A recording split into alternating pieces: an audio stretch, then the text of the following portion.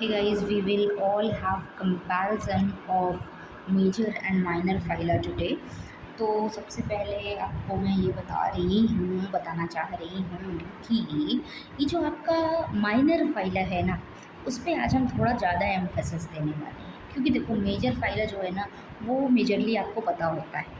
क्यों पता होता है? क्योंकि आप अपने आप आसपास देखते हो, चींटियाँ चल रही हैं, आपको मच्छर काट रहे हैं, बल्ब जल रहा है तो उसमें पतंगे दौड़ रहे हैं। तो इस तरीके के एग्जाम्पल्स आप देखते रहते हो।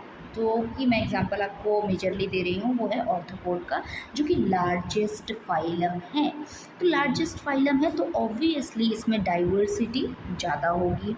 इसमें जो आपके ऑर्गेनिज्म होंगे, स्पीशीज़ का जो नंबर होगा, there will be a large number of species will be considered. Distribution भी इनका अच्छा खासा है। मान लो आप जो है बेड के नीचे सो गए, वहाँ पे भी काट रहे हैं। बेड के ऊपर सो गए, वहाँ पे भी आपको मच्छर काट रहे हैं। एक छत पे चले गए, वहाँ पे भी काट रहे हैं। भाई हर जगह पाए जा रहे हैं, है कि नहीं? कभी ये सुना है कि किसी को रोटिफर आके काट के चला गया? नहीं सुना होगा, क्योंकि ऐसा नहीं होता। क्योंकि इनका जो हैबिटेट है वो रिस्ट्रिक्टेड है। ये बेचारे मरीन लाइफ में रहते हैं। कहाँ पे रहते हैं? मरीन लाइफ में रहते हैं। ठीक है, हैबिटेट रिस्ट्रिक्टेड है। ये अपना घर छोड़ के नहीं आएंगे आपको काटने। ठीक, ये अपने घर में ही रहेंगे।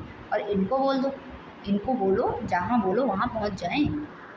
खासकर मैं ऑर्थोपोड की बात करती हूँ, क्योंकि इसमें क्या है, इनके पास तो बहुत भर भर के डाइवर्सिटी भरी हुई है, बहुत नंबर बहुत सारा है।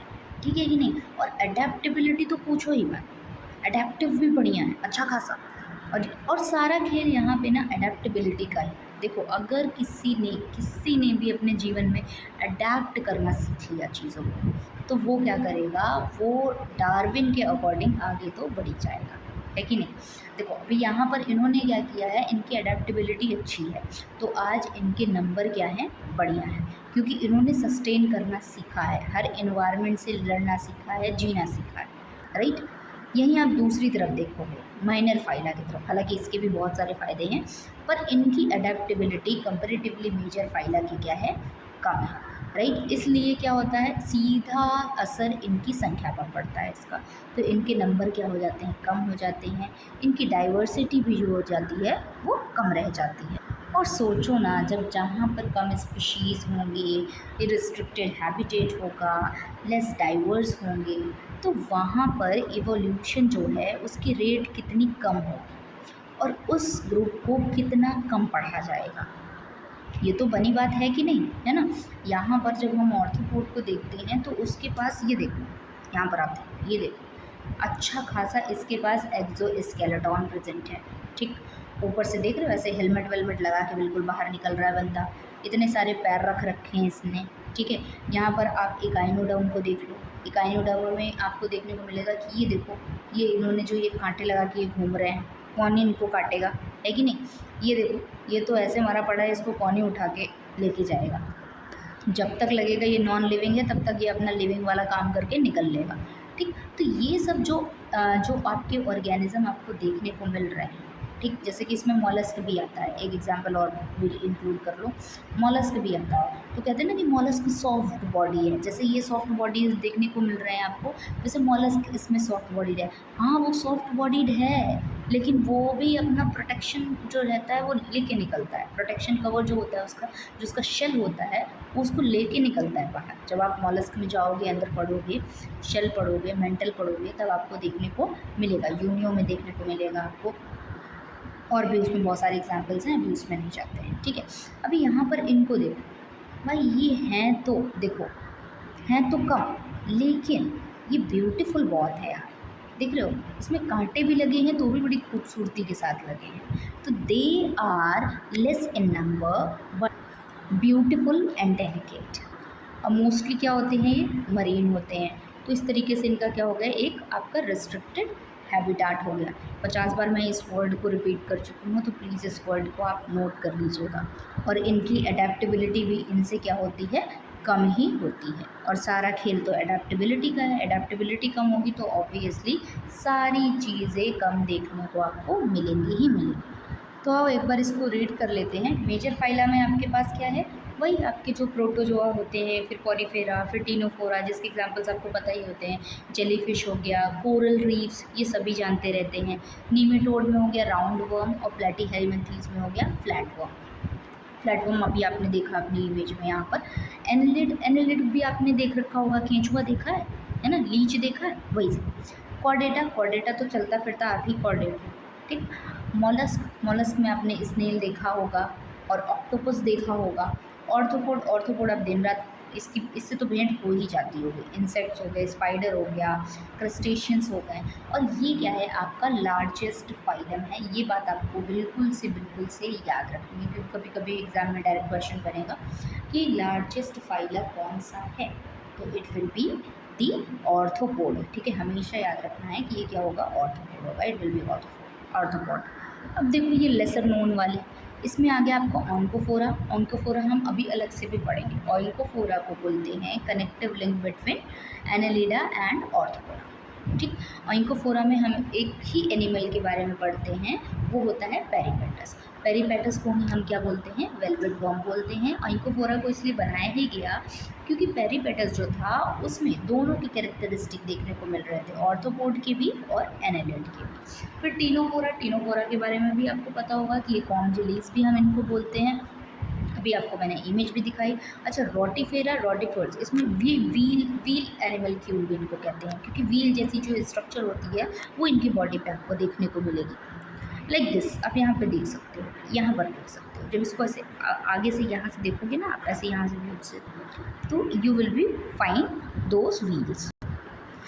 देखो नेक्स्ट क्या है, ब्रायोजोआ, जिसको एक्टोप्रोक्टा भी कहते हैं, ब्रैंकियोपोडा है, निमोटिया है, गैस्ट्रोट्राइका है, जिसको टाइनी एक्वाटिक जो एनिमल्स होते हैं वो सारे हम इसमें कंसिडर करते हैं। फिर क्या है आपका काइनोरेंका, फिर है फोरोनिडा, फिर है आपका कीटोग्निथा, जैसे हॉर्सशू वर्म्स, एरोवर्म्स, ये सारे इसके कॉमन नेम्स हैं, राइट। देखो तो 2-3 एग्जांपल्स तो ऐसे हैं, जैसे कि अभी हम वेलवेट वर्म्स के बारे में पढ़ेंगे, पेरीपेटस के बारे में पढ़ेंगे, तो हमें ऑन्कोफोरा अब बहुत अच्छे से याद हो जाने वाला है, उसके लिए कोई टेंशन की बात नहीं है। टिनोफोरा का नाम भी आता ही रहता है, हो सकता है आपको याद नहीं हो। रोटिफेरा का भी नाम आता ही रहता है, और ऑक्टोप्रोक्टा का भी आता रहता है, एक्टोप्रोक्टा, है ना। तो ये सारे कुछ यहाँ तक के जो ऐसे एग्जाम्पल्स हैं ना, जिससे आपकी मुलाकात होती रहेगी। बट ये जो एग्जाम्पल्स हैं लास्ट वाले, ये जो है ये आपको याद रखना पड़ेगा, ठीक। तो इसको आप कोशिश करना है कि एक एक करके, दो दो करके, जो भी आपको सेट लगाना है, जैसा भी करना है वैसे करके आप इसको थोड़ा सा याद रख लो, राइट। तो हालांकि आज की वीडियो में हमने देखा कि भाई जो 30 हमारे एनिमल फाइला है, मोर देन 30 एनिमल फाइला है, उसमें सोचो कि हमें सिर्फ 11 और 12 के बारे में अभी तक पता था। उन एनिमल्स के बारे में पता चला जो कहीं ना कहीं पोल्यूशन के कारण, हो सकता है और भी ऐसे ऑर्गेनिज्म होंगे ऑब्वियसली जो कि डिस्कवर्ड नहीं हुए होंगे, या फिर वो क्या हो चुके होंगे, एक्सटिंक्ट हो चुके होंगे, क्योंकि इतना सारा पोल्यूशन हो रहा है देखो। और मरीन पोल्यूशन तो पूछो ही मत, ऑयल स्पिलेज होता है, तरह तरह की चीज़ें होती हैं, तो उस कारण से क्या होते हैं, जो हमारे माइनर फाइला है जिसके बारे में हम जानते भी नहीं हैं कि अच्छा लाइफ इसके बियॉन्ड भी एग्जिस्ट करती है, माइनर फाइला नाम की कोई चीज़ भी होती है, कोई वहाँ पर भी कोई जीव रहता है जो कि हमारे पोल्यूशन करने से उसको उसका हर्जाना भरना पड़ता है, राइट। तो आज आपको उन सारे ऑर्गेनिज्म के बारे में पता चला। और सोचो इतना सब कुछ होने के बाद भी अगर ये अभी तक हैं, तो they are the most successful ancient survivor, है ना। और ये इतने पोकी पोकी से, इतनी क्यूट से लग रहे हैं कि हम इनको जैसे ऐसा ऐसा ऐसा लगता है ना कि इसको कुछ नाम दे दिया, ऐसे कुछ नाम दे देते हैं, पोप मैन ऑफ जूलॉजी, है ना। ये देखो पोप मैन ऑफ जूलॉजी की तरह लग रहे हैं बिल्कुल।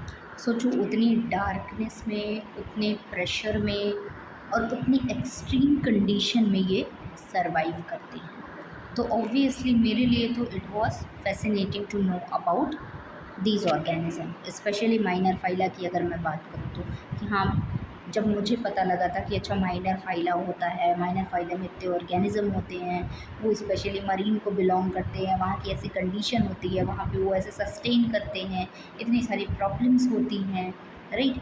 तो हालांकि उनके पास मैकेनिज़्म भी है उसको लेकर, जब हम अभी इथोलॉजी में जाएंगे उनके तो हम देखेंगे उसको, राइट। या फिर उनका जब ऑफेंसिव और डिफेंसिव मैकेनिज़्म पढ़ना होगा तब उसमें भी हम देखेंगे।